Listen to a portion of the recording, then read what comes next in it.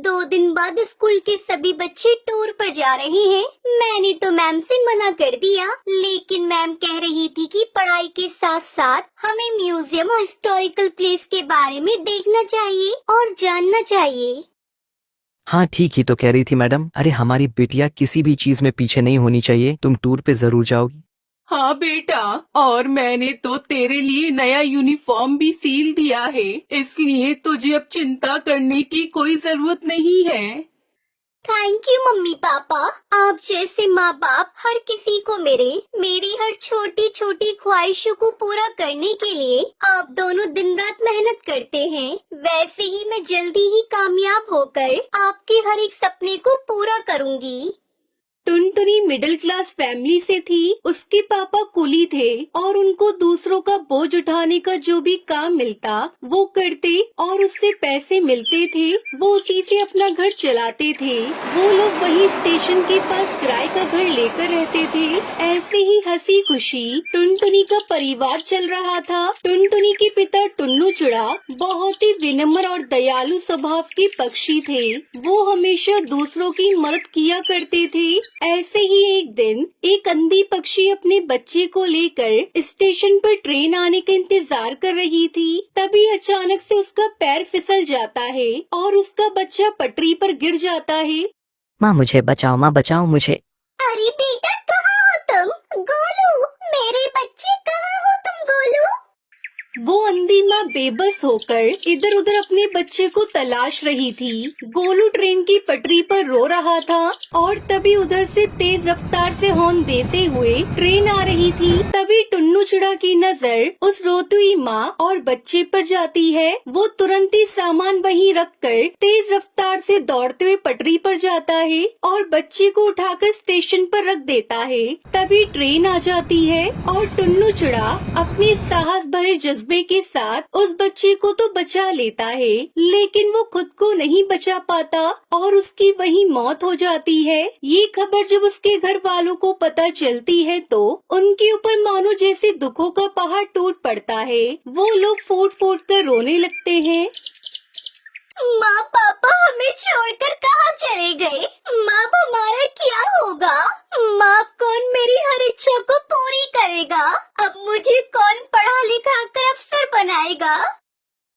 वहीं टुनटुनी की माँ टूनी की भी तबीयत खराब हो जाती है। अब घर की सारी जिम्मेदारी टुनटुनी चिड़िया पर आ जाती है। ऐसे ही 1 महीना बीत जाता है। माँ, मैंने दाल और रोटी बनाई है, चलो माँ थोड़ा सा खाना खा लो। तुम खा लो बेटी, मुझे भूख नहीं है। माँ अगर आप नहीं खाओगी तो फिर मैं भी नहीं खाऊंगी। थोड़ा सा खा लो ना माँ। आपको इस तरह देखकर पापा को भी अच्छा नहीं लग रहा होगा। प्लीज माँ खा लो। उसके बाद टूनी चिड़िया थोड़ा खाना खाती है। इसी तरह समय बीत रहा था। इस बीच टुनटुनी का 10वीं का रिजल्ट आता है और वो अपने पूरे स्कूल में टॉप करती है। माँ आप तो खुश हो ना? काश आज पापा होते तो वो कितना खुश होते। पर देखना माँ, मैं जल्दी ही आगे की पढ़ाई पूरी करके अपने पापा का नाम रोशन करूँगी। टुनटुनी ये सब कह रही थी कि तभी वहाँ पर उसका मकान मालिक कड़कनाथ सेठ आ जाता है। देख टुनटुनी, अब तुम दोनों अपने रहने के लिए कोई दूसरा ठिकाना ढूंढ लो, क्योंकि यह घर मैंने किसी और को किराए पर दे दिया है। मालिक, घर देने से पहले एक बार आप हमसे पूछ तो लेते। यह मेरा घर है और इस घर में किसे रखना है यह मुझे तुमसे पूछने की जरूरत नहीं है। तुम्हारा पति एक अच्छा पक्षी था, इसलिए मैं अभी तक चुप था, लेकिन अब और नहीं। अब तुम दोनों माँ बेटी ये घर खाली कर दो। उसके बाद दोनों माँ बेटी रोते हुए घर से निकल जाती है। माँ अब हम कहाँ जाएंगे माँ? जहाँ भी किस्मत ले जाए बेटी। चल बेटी मेरे साथ चल। उसके बाद दोनों माँ बेटी घर की तलाश में निकल पड़ते हैं, लेकिन उन्हें कहीं कोई घर नहीं मिलता। वो दोनों एक सुनसान सड़क पर बस चले जा रही थी। तभी एक तेज रफ्तार गाड़ी आती है और टूनी चिड़िया को टक्कर मारकर चली जाती है। माँ, ये आपको क्या हुआ माँ? अरे कोई है तो मेरी मदद करो। अरे कोई है। सुनसान सड़क पर उसकी मदद करने वाला कोई नहीं था। तभी उसे वहाँ एक बस दिखाई देती है और टुनटुनी चिड़िया जैसे तैसे करके अपनी माँ को बस में बिठाकर उसे चलाते हुए हॉस्पिटल ले जाती है। देखिए चिड़िया, तुम्हारी माँ के सिर से काफी खून बह गया है, हमें ऑपरेशन करना होगा। तुम जल्दी से 1 लाख रुपए जमा करवा दो। डॉक्टर साहब, आप ऑपरेशन की तैयारी करिए, मैं अभी पैसे लेकर आती हूँ। टुनटुनी उसी बस में बैठकर रो रही थी। हे भगवान, पापा को तो पहले ही मैं खो चुकी हूँ। अगर माँ को कुछ हुआ तो मैं नहीं जी पाऊंगी। मुझे हर हाल में मेरी माँ की जान बचानी है, लेकिन मैं इतने सारे पैसे कहाँ से लेकर आऊंगी? तभी उस बस में से आवाज आती है, परेशान मत हो टुनटुनी चिड़िया, मैं परी लोक से आई हुई हूँ। मैं जादुई बस हूँ और तुम्हारे परिवार वालों की अच्छाई को देखते हुए ही रानी परी ने मुझे तुम्हारी मदद के लिए भेजा है। आज से तुम्हें घबराने की कोई जरूरत नहीं है। ये लो, ये पूरे 1 लाख रुपए हैं। जादुई बस, मैं तुम्हारा ये एहसान कैसे चुका पाऊंगी? थैंक यू बस, तुमने मेरी ऐसी मुश्किल समय में मदद की जब मेरा साथ देने वाला कोई नहीं था।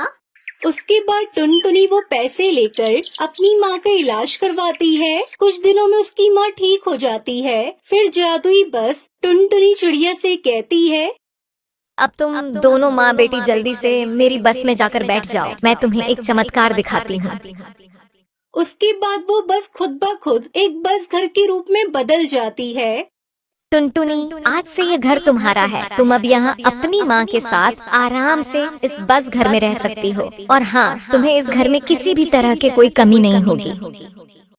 वो सब तो ठीक है जादुई बस, लेकिन ये बस घर तो शहर से काफी दूर है। फिर मैं अपने स्कूल कैसे जाऊंगी?